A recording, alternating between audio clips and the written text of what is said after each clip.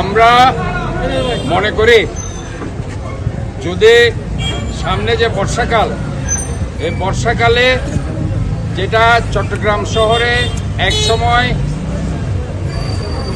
পানির নিচে পুরো চট্টগ্রাম শহর থাকতো, গত বছর ইনশাল্লাহ আমরা এই নালা এবং খালগুলো ক্লিন করার কারণে 1600 কিলোমিটার নালা আমরা ক্লিন করেছি, আমরা খালগুলো ক্লিন করেছি, যার কারণে গিয়ে আমরা আল্লাহর রহমতে চট্টগ্রামে গত বছর জলাবদ্ধতা 50 থেকে 60% কমিয়ে দিতে পেরেছি ইনশাল্লাহ।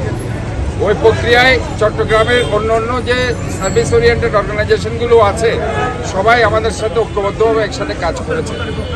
আমরা এবারও মনে করছি যে আমাদের যে নালাগুলো আছে এবং এই নালাগুলো আমরা দেখছি ম্যাক্সিমাম মানুষকে এত সচেতন করার পরেও তারা ময়লা যত্রতত্র ফেলার কারণে নালাগুলো কিন্তু ভরে গেছে। আমি গত এই 3 দিন যাবৎ নালা উদ্বোধন করেছি, উদ্বোধন করার প্রেক্ষিতে আমি নিজেই সব জায়গায় যাচ্ছি, কী পরিমাণে যে ময়লা নালাগুলো তো আছে সেটা আপনারা নিজের চোখে দেখেছেন।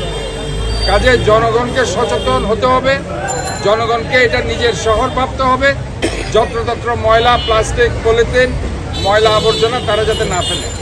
আজকে আমাদের মূল লক্ষ্য হচ্ছে সামনে বর্ষাকালে বিশেষ করে এইসব নিচু এলাকা, দক্ষিণ বাকলিয়া, পশ্চিম বাকলিয়া, চকবাজার, বদ্দারহাট, আগ্রাবাদ, মোহরা, এইসব এলাকা যাতে মানুষ জলবন্দী না থাকে, পানিবন্দী না থাকে, জলবদ্ধতা না থাকে, এই লক্ষ্যে আমরা কাজগুলো করে যাচ্ছি। শুধু এইসব এলাকা না, চট্টগ্রামের 43 ওয়ার্ডে আমরা এই কর্মসূচি নিয়েছি। আমাকে দেখতে পাবেন সকাল 9টা থেকে আমি এই কর্মসূচির মধ্যে আছি এবং আমি চাই আমার উপস্থিতির মধ্যে দিয়ে জনগণ তাদের যে সচেতন হওয়ার যে চিন্তাভাবনা সেই জায়গায় এসে তারা কাজ করতে পারবে। অন্ততপক্ষে তারা চিন্তা করবে যে মেয়র যেখানে রাস্তায় নেমে গেছে, আমাদেরকে অবশ্যই এই শহরকে সুন্দর রাখার জন্য, জলাবদ্ধতা মুক্ত রাখার জন্য আমাদেরও দায়িত্ব আছে, আমাদেরকেও কাজ করতে হবে। কাজে এখানে সবাই মিলে আমাদেরকে কাজ করতে হবে। আমি বারবার বলছি এই শহরটাকে ভালোবাসতে হবে। যতক্ষণ না আমি এই শহরের প্রতি নিজের যে দায়বদ্ধতার জায়গায় এসে আমি কিছু করতে না পারবো, ততক্ষণ পর্যন্ত এই শহর পারফেক্টলি জলাবদ্ধতা মুক্ত হবে। আমি মনে করি আজকে আমরা এই যে নালাগুলো ক্লিন করছি, এই কার্যক্রমগুলো চলতে থাকবে।